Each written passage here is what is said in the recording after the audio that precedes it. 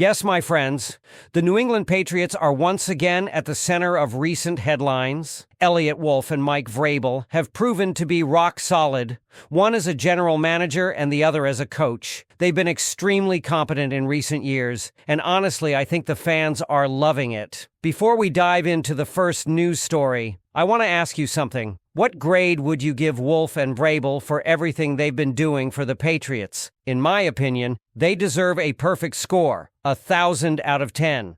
I haven't been this excited in decades. If I may say it like this, Elliott and Vrabel, I believe. A lot of people believe we can win another Super Bowl, and honestly, I don't doubt it for a second. We're going to get there, but we'll talk more about that in just a bit. For now, let's get to the first news story. It's the kind of trade idea that sneaks up on you. Not flashy, not headline-grabbing, but one of those low-risk, high-upside moves that could completely reshape a young quarterback's season. Picture this. Drake Maye, New England's rookie quarterback with a rocket arm, standing tall in the pocket. It's third and long. The defense is dialed in, and then Maye uncorks a perfect deep ball. Who's on the other end? Romeo Doubs. Yes, that Romeo Doubs. And here's where things get interesting. This isn't just speculation pulled out of thin air. The Patriots are flush with cap space, $67 million, the most in the NFL, and Doubs is entering the final year of his rookie contract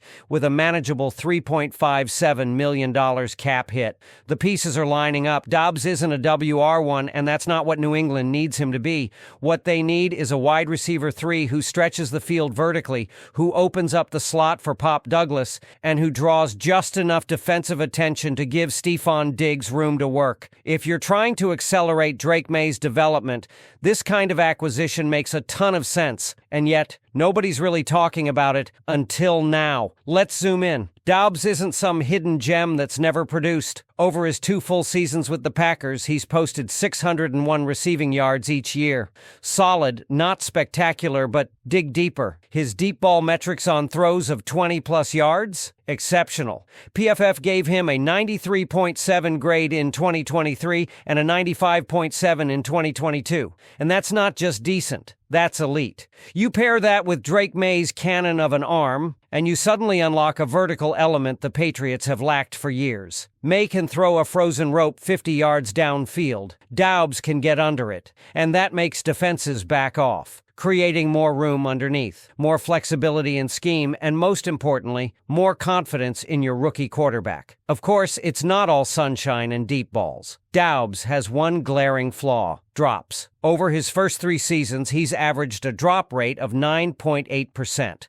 one of the 20 worst among receivers with at least 50 targets. These aren't just tough contested catches either. Many are routine throws that hit him squarely in the hands. It's a legit concern. But let's be real. Every receiver has warts. And for a low-cost, 1-year rental, you live with the drops if it means adding explosiveness to one of the league's least dynamic wideout rooms. Which brings us to that room. Patriots fans, let's be honest with ourselves. Outside of Diggs, what do we have? Pop Douglas has promise, but is more of a slot option. Rookie Judon Baker hasn't done himself any favors, dropping balls in OTAs and showing signs of immaturity. Kyle Williams is raw. Keyshawn Bout, fast but unproven. Matt Collins, already possibly on the roster bubble after missing time in OTAs. Kendrick Bourne is coming off an ACL and, while he looks fast, is still a question mark. Jalen Polk, also battling inconsistency. This group isn't deep. It's crowded, yes, but crowded with uncertainty. So, what's the cost for due? That's where it gets fun. With Green Bay's own receiver room overflowing with Christian Watson, Jaden Reed, and Dontavian Wicks, they could be open to dealing due before he walks in free agency. Patriots insider Brett Alper floated a 5th-round pick along with an expendable depth piece like edge rusher Anthony Jennings. Makes sense. The Packers need edge help, and New England is loaded there. Keon White's ready to explode, Harold Landry just signed, and Braden Swenson was added in the draft. Jennings, with only 2.5 sacks last season, is the odd man out. Another possible throw-in? Javon Baker. But let's be honest, Green Bay doesn't need more young wideouts. They're already overflowing. More likely, Baker's time in New England may just be coming to a quiet end. Dropping easy passes in OTAs, then celebrating and jogging off slowly, that got Mike Vrabel heated, and it's the kind of red flag that coaches don't forget. If you're a bubble player, you have to be flawless in your reps and locked in mentally. Baker, so far, hasn't been either. And when an undrafted free agent like Fedwe Chisholm is outshining you with 7 catches on 7 targets and first-team reps with Maye, your window might be closing fast. Chisholm is a fascinating wild card in all this. He broke Cooper Kupp's records at Eastern Washington,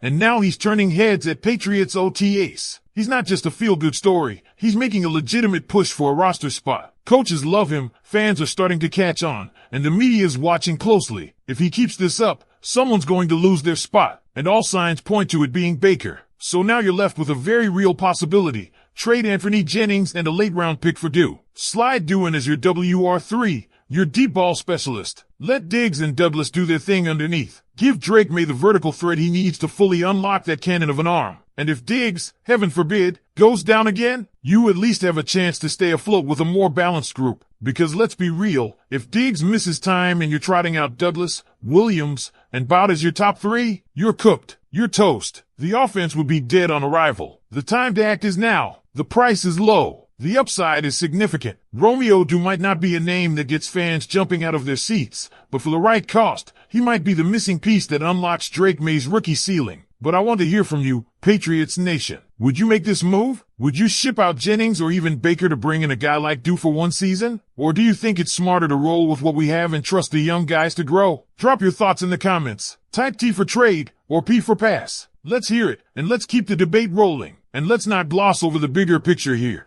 because it's not just about Romeo Doubs. This is about what kind of offense we want to see in Foxborough this year. It's about identity. You've got a new quarterback in Drake Maye, a new offensive direction under the returning Josh McDaniels system, and arguably a clean slate in terms of expectations. No one's predicting a playoff run. No one's expecting Maye to be a top 5 quarterback from the jump. But what everyone is watching for is growth. Can this team put together a real plan to develop their franchise QB? Or are we just going to stumble through another season, hoping someone emerges out of a muddled wide receiver room? You look at other rookie QBs around the league. They're getting help. Houston loaded up around CJ Stroud. Chicago just gave Caleb Williams a trio of legitimate targets. And even Green Bay, ironically, is surrounding Jordan Love with one of the deepest young wide receiver rooms in the NFL. So why not New England? Why not Drake Maye? If you're serious about building around Maye, you need to surround him with players who maximize his skill set. And let's be very clear, Maye's arm is not average. He throws with power, velocity, and can stretch the field with ease. So why are we settling for a group of receivers who all profile as intermediate or underneath options? Douglas, Booty, Williams, they're fast, sure, but none of them are true burners who can track a deep ball and stretch a secondary vertically. Dew is. That's his entire value proposition. And again, this isn't a move that breaks the bank. You're not trading a premium pick. You're not committing future years of cap space. It's a 1-year, low-risk experiment that, if it works, gives you leverage going into next offseason. If Dew flourishes with Maye and builds real chemistry, you consider a short-term extension. If it doesn't work, you cut bait. No harm done.